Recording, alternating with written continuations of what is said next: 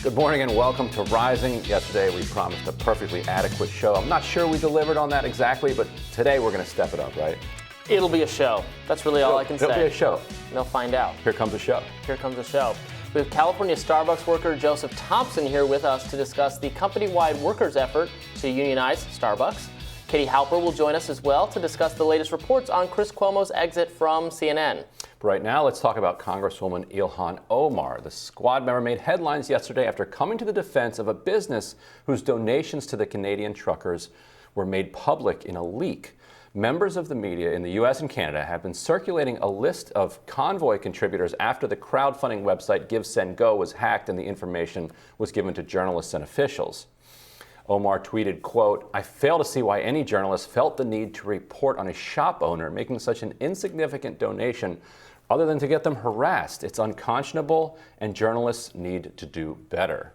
Ilhan's tweet was in response to the story of Ottawa's Stella Luna Gelato Cafe. This was forced to close this week after staff received threats at the shop. The owner, Tammy Giuliani, appeared on the hacked list for a $250 donation, which spurred the threats and then the closure. The Washington Post is allegedly also using the hacked list to hunt down Freedom Convoy donors to interrogate the motives behind individual contributions, also known as doxing.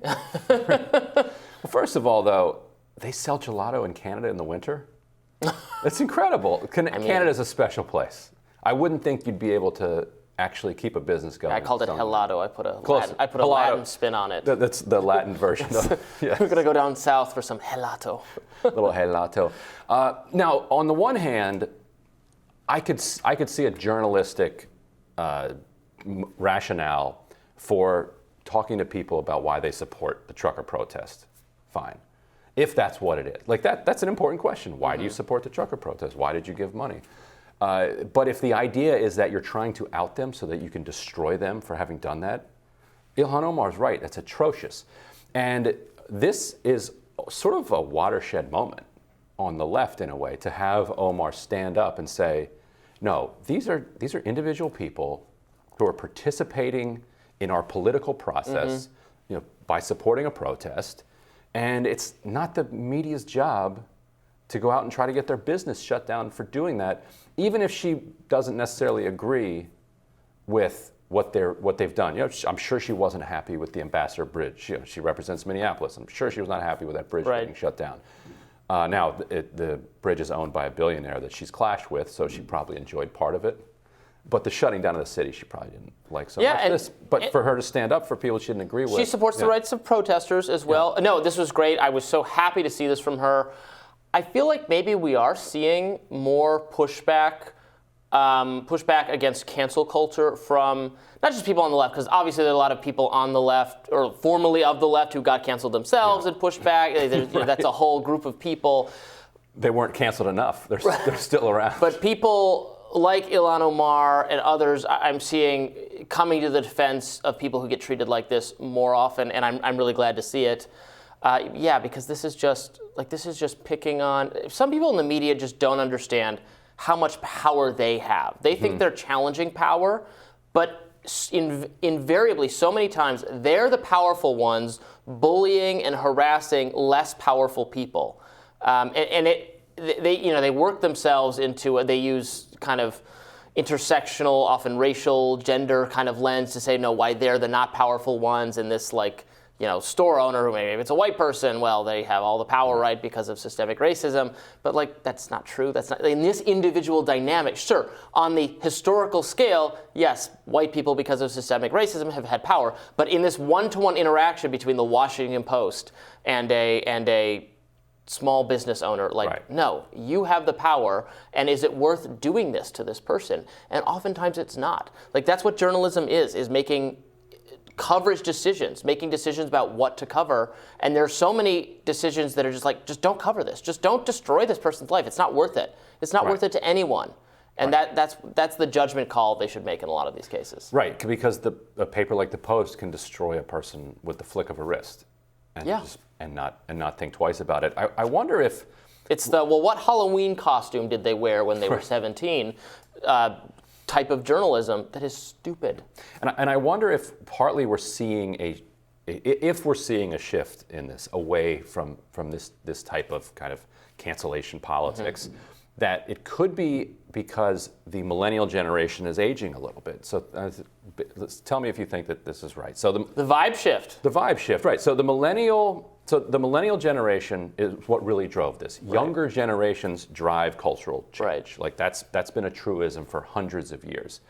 If the generations behind them adopt that cultural shift, then it becomes hegemonic. Yes. Boomers weren't into it, Gen Xers weren't into it, but if the millennials are going to win over the generations behind them, then they win. But they're not. Like the Gen Z crowd and below are not necessarily here for that thing that the millennials have been into. I hope not. I consider Gen Z to be terrifying little Gen Z is terrifying in a different way. Yeah. But they're not monolithically supportive of the same cultural mores that Go easy on us, Gen Z. Are. Learn from our mistakes. This is no way to treat your fellow man or your fellow woman or your fellow anything in between. Don't be canceled by Gen Z. Right, and so they could be, the millennials could be surrounded in a way. Yeah. And that will depress their power. Well, meanwhile, on the ground in Ottawa yesterday, protesters and truckers were urged to go home as Ottawa police handed out notices that read, "You must leave the area now." Pretty straightforward, adding that anyone blocking the streets would be arrested. But protests continued despite the police warning for a 19th day. This comes even after Prime Minister Trudeau issued emergency powers to crack down on protesters. The emergency powers have the potential to freeze the bank accounts of truckers and protesters involved. One trucker was asked if he was at all worried about his money. Here's what he said. Are you concerned at all about your bank account? No. There's nothing in it anyways.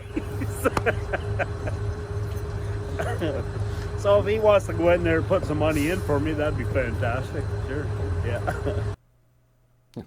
Yeah, and going in there and putting money into the bank account, that's what Trump did through 2020, what Biden did with the ARP, and turned out people like that. They like when the government messes with your bank account that way. They like, oh, you want another $300? You money. You want another $1,400? You want another $600? Here's $300 a month per kid. I mean, I'm fine with that. The government's got tons of money. The government's illegitimate and should not exist. It should just return all of that money to the people and see itself out the door. Yeah, that's fine with me. There you go. The withering away of the state. Yeah, but it is like this guy, is not someone of great economic means, and he's willing to do this because he believes it's important. And it shows how a lot of people feel like they don't have anything to lose. And in that situation, literally, he's like, I don't have anything to lose in my bank account. Go ahead, hunt it down, find it, seize it.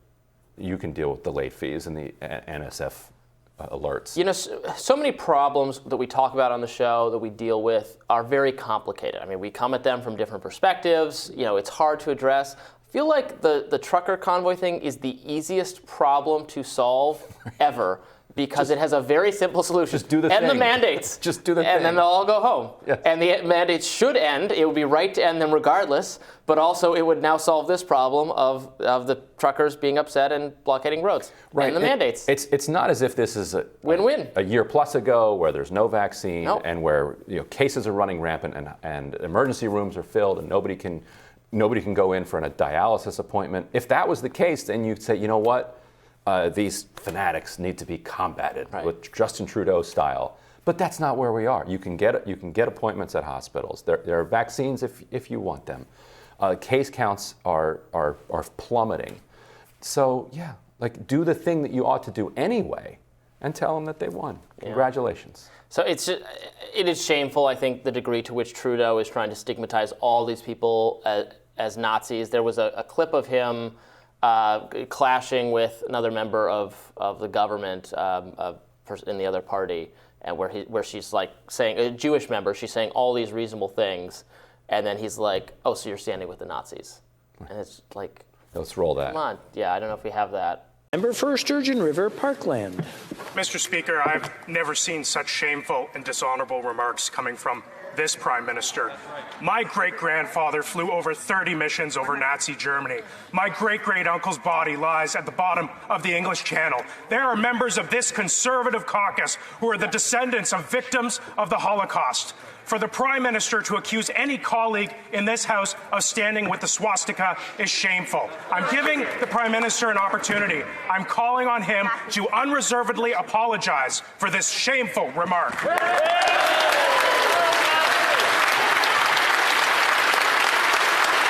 The Right Honourable Prime Minister.